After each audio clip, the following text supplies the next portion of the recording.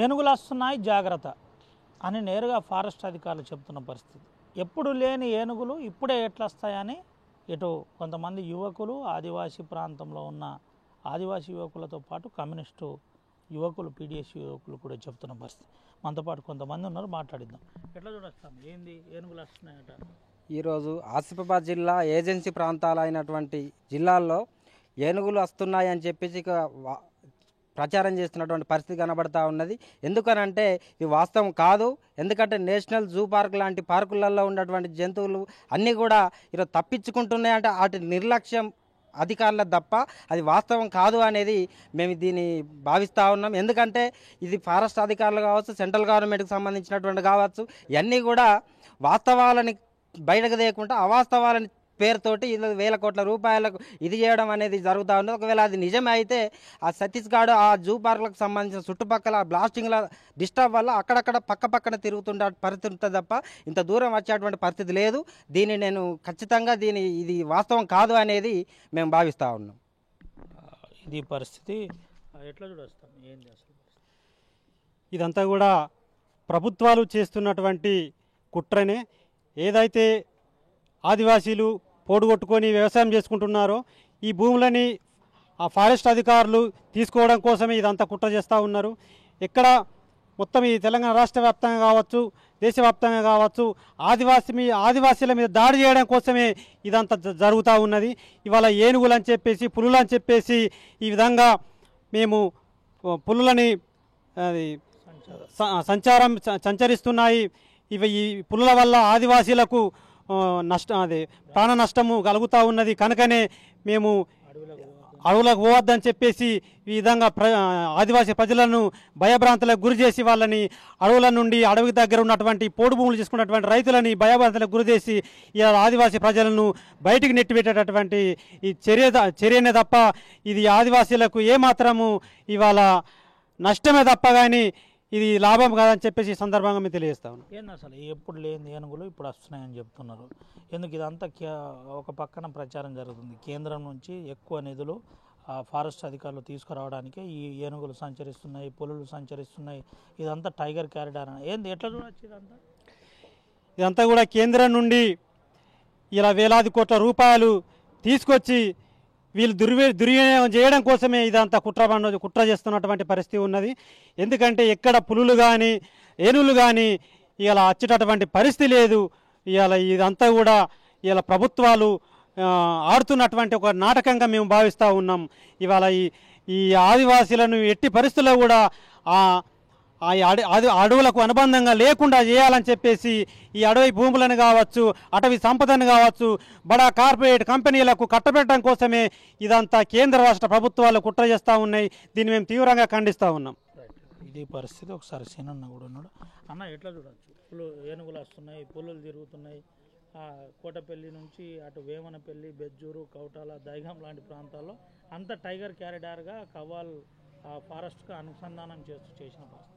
ఇవాళ అభయారణ్యం పేరుతోటి సెంట్రల్ గవర్నమెంట్ నుంచి వచ్చే ఫండ్స్, రెండవది ఇవాళ ఎక్కడైతే అడవులలో ఆదివాసులు నివసిస్తున్నారో ఈ ఆదివాసులను అడవులలో నుంచి అభయారణ్యాలలో పులులు, ఏనుగులు లేక సింహాలు సంచరిస్తున్నాయి, ప్రాణ నష్టం జరుగుతుంది అనే దాంతో అక్కడి నుంచి లేపాలనే ఒక ఆలోచనతోటి ప్రధానంగా ఇవన్నీ కూడా కేంద్ర ప్రభుత్వం నాటకాలు ఆడుతుంది. కేంద్ర ప్రభుత్వము ఒక కుట్రపూరితంగా అడవి ప్రాంతంలో ఉన్న ఖనిజ సంపదను బయటకు తీసి కార్పొరేట్ శక్తులకు అప్పజెప్పే క్రమంలోనే ఇవాళ పులులు వస్తున్నాయి, ఏనుగులు వస్తున్నాయి, సింహాలు వస్తున్నాయి. కానీ అనేక సంవత్సరాలుగా పులులతోటి, సింహాలతోటి ఆదివాసులు ఉన్నటువంటి పరిస్థితి ఉంది అడవులలో. కానీ ఇవాళ వాటి పేరుతోటి ఆదివాసులను అక్కడి నుంచి లేపేటువంటి పరిస్థితి ఉంది. ఒక పక్క ఆదివాసులను మావోయిస్టు పేరుతోటి కొంతమందిని చంపుతున్నారు, ఇంకో పక్క అడవి జంతువుల పేరుతోటి కొంతమందిని అందులోకెళ్ళి లేపకపోతే బాగుండదు, కనీసం వాళ్ళకు ఉండడానికి కూడా వసతులు కల్పించలేము అనేది కూడా చెప్పేటువంటి పరిస్థితి ఉంది. మేము సంబంధిత మంచిర్యాల డిస్టిక్ కన్జర్వేటర్ను కలిసినప్పుడు కూడా వాళ్ళు ఎక్కడి నుంచి వచ్చిండ్రో అక్కడికే వెళ్ళాలనే ఒక దౌర్భాగ్యమైన ఆర్గ్యుమెంట్ తోటి ఇవాళ కన్జర్వేటర్ ఇచ్చినటువంటి పరిస్థితి ఉంది. కాబట్టి ఈ అన్నీ కూడా కేవలం పులులు వస్తున్నాయని దానికోసం మేము మొత్తం వేటలు చేస్తున్నాం, అది చేస్తున్నామని సెంట్రల్ గవర్నమెంట్ నుంచి ఫండ్ తీసుకొచ్చుడు, నర్సరీలు పెంచుడు, మొక్కలు పెంచుతున్నాం అనే దాంతో మొక్కలు కూడా ఎక్కడ పెంచింది లేదు. మొక్కలు లెక్కలు లేనటువంటి పరిస్థితి. ప్రతి సంవత్సరం కోట్లాది మొక్కల పేరుతోటి ఇలా నర్సరీల పేరుతోటి అనేక వేల కోట్ల డబ్బులను ఇలా దుర్వినియోగం చేసేటువంటి పరిస్థితి ఉంది. ఇవన్నీ కూడా కేంద్ర ప్రభుత్వం ఆదివాసుల మీద చేస్తున్న కుట్ర ఇది నగ్నంగా కనబడుతున్నది ఇవాళ దేశంలో. కాబట్టి దీని వ్యతిరేకంగా పోరాటాలు చేయాల్సిన అవసరం ఉంది. ఆదివాసులను ఏకం చేసి ఈ కేంద్ర ప్రభుత్వం చేస్తున్న కుట్రలకు వ్యతిరేకంగా వాళ్ళని నిలబెట్టి వాళ్ళ హక్కుల కోసం పోరాటాలను సిద్ధం చేస్తామని కూడా ఈ సందర్భంగా తెలియజేస్తున్నాం. చూడొచ్చు అన్న, కౌటాల లాంటి ప్రాంతంలో ప్రాణహిత పరివాహక ప్రాంతాల్లో ఏనుగులు వస్తున్నాయి. తెలంగాణ బార్డర్కు 15 కిలోమీటర్ల దూరంలో ఉన్నది కౌటాల, దిమ్ద లాంటి పరిసర ప్రాంతాలకు అని అంటున్న పరిస్థితి. ఇవాళ 50 డిగ్రీల వరకు ఎండ ఉష్ణోగ్రత ఉన్నటువంటి పరిస్థితి ఉంది. ఈ రాష్ట్రంలో, ఈ దేశంలో ప్రాణహితలో నిలకడగా వాటర్ ఉండేటువంటి పరిస్థితి ఉన్నాయి. వాటర్కు సంబంధించి ఇవాళ నేషనల్ పార్కులలో కానివ్వండి, జూ పార్కులలో కానివ్వండి, ఇలా ఎనిమల్స్ను ఉంచే దగ్గర వాటర్ సదుపాయాన్ని కల్పించలేక ఇవాళ వాటర్ కోసం కూడా ఇవాళ ప్రాణహిత నదికి వచ్చేటువంటి పరిస్థితి ఉంది. అవి కేవలం వాటర్ కోసం వస్తున్నాయి.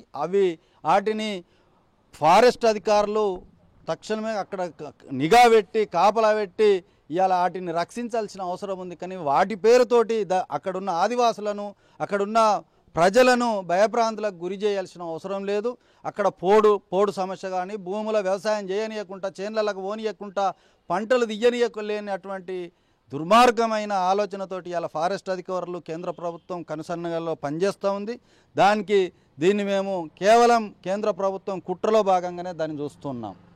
ఇది పరిస్థితి. కేంద్ర ప్రభుత్వం కుట్రలో భాగమే ఇదంతా జరుగుతుందని చెబుతున్న పరిస్థితి. అయితే పులులు, సింహాలు ఇప్పటి నుంచి, పులులు, ఏనుగులు ఇంతకుముందు లేని ఇప్పుడు ఎట్లా వస్తున్నాయి, ఒకవేళ వస్తే ఈ ప్రాంతానికి రావడానికి ప్రధాన కారణం ఏందని సూటిగా ప్రశ్నిస్తున్న పరిస్థితి కనబడుతుంది. అయితే ఇదంతా కూడా కవ్వాల అభయారణ్యానికి కనెక్టివిటీ చేస్తూ బెజ్జూరు, కౌటల, దైగాం అటు పక్కన నేరుగా తాడోబా ఫారెస్ట్కు కనెక్టివిటీ చేసిన పరిస్థితి. ఈ కనెక్టివిటీలో ఎక్కడి నుండి ఎక్కడి వరకు ఎవరు ఎట్లా ఏంటి అనే కోణంలో చాలా సీరియస్గా విచారణ జరిపించాలని చెబుతున్న పరిస్థితి. వందల వేల కోట్ల రూపాయలు ఇప్పటికే నేరుగా కేంద్ర ప్రభుత్వం నుంచి వస్తున్నాయి. ఈ డబ్బులంతా కూడా ఐఎఫ్ఎస్ అధికారులు టైగర్ క్యారిడార్ పేరుతో దుర్వినియోగం చేస్తున్నారు. దీన్ని వెంటనే మేము తీవ్రంగా వ్యతిరేకిస్తున్నాం. అడవులను, ఆదివాసులను విడదీసే కుట్ర జరుగుతుంది. మైనింగ్ పేరుతో ఇదంతా విధ్వంసం చేసే కార్పొరేట్ కంపెనీలకు కట్టబెట్టే ప్రయత్నం జరుగుతుందని చెబుతున్న పరిస్థితి కనబడుతుంది. ఏది ఏమైనప్పటికీ పులుల సంచారంతో పాటు ఇటు ఏనుగు సంచారం ఇప్పుడు కొమరంభీం జిల్లాలో